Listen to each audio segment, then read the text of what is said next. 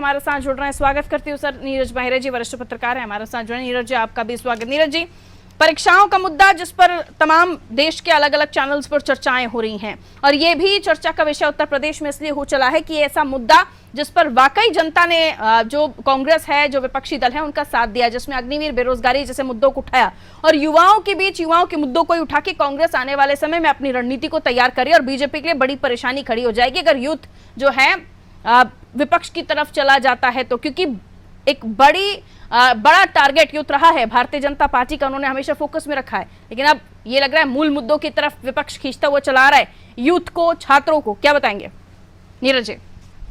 देखिए पारुल जी, पुलिस भर्ती हो, उसके बाद आरओ और उसके बाद एआरओ और एआरओ के बाद नीट की परीक्षा का लीक होना निश्चित रूप से गंभीर है। चाहे भारत सरकार हो या स्टेट सरकार हो, उत्तर प्रदेश सरकार हो, ये पहली बार लगातार परीक्षाओं के पेपर लीक हो रहे हैं। ये बड़ी घटना है और सरकार के पास इसके जवाब देने के लिए कोई ठोस सबूत नहीं है। प्रतियोगी परीक्षाएं और नौकरी वाली परीक्षाओं में खासकर पेपर लीक होना और सरकार के हाथ में कुछ नहीं, खाली हाथ एक युवाओं के भविष्य के साथ खिलवाड़ है।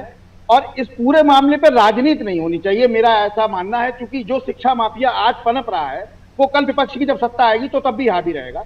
तो राजनीति नहीं होनी चाहिए, निश्चित रूप से इनके खिलाफ कड़ी कार्रवाई होनी चाहिए। सरकार इन परीक्षाओं को पारदर्शिता नहीं दे पा रही है, सरकार का फेल्यूर है निश्चित रूप से। और सरकार इस पे कड़े कदम उठाए और शिक्षा माफियाओं को हटाए। खासकर ब्यूरोक्रेसी पे सरकार का कंट्रोल नहीं है। मंत्री, नेता, ये चूंकि जिस विभाग को लेते हैं उस विभाग के बारे में अगर इन्हें जानकारी नहीं होगी तो ये ब्यूरोक्रेसी पे निर्भर होंगे।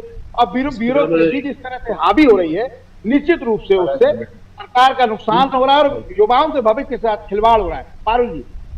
बिल्कुल सर, इस पर आप सियासी तड़का जो लग रहा है उत्तर प्रदेश में, उसे आप कैसे देखते हैं? देखिए पारुल जी, निश्चित रूप से इससे युवा विपक्ष की तरफ डाइवर्ट हो रहा है, युवाओं के भविष्य से खिलवाड़ हो रहा है। युवा अब कोचिंग किस बात की करे, पढ़ाई किस बात की करे, किस बात की ट्यूशन लेने जाए, क्योंकि उसको पता है कि पेपर लीक हो जाएगा।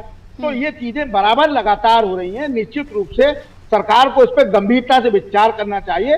और 4 लोग, 6 लोग, 8 लोग पकड़ के अगर आप जेल भेज देते हैं, इस पे काम नहीं चलेगा। अब आपको इसमें ईडी और सीबीआई को इन्वॉल्व करना चाहिए और समय निर्धारित होना चाहिए कि 1 महीना, 2 महीना, 3 महीने के अंदर आप इसका पर्दाफाश कर देंगे। ऐसा सरकार करने में नाकाम है तो निश्चित रूप से सरकार का फेलियर है। पारुल जी, ठीक है।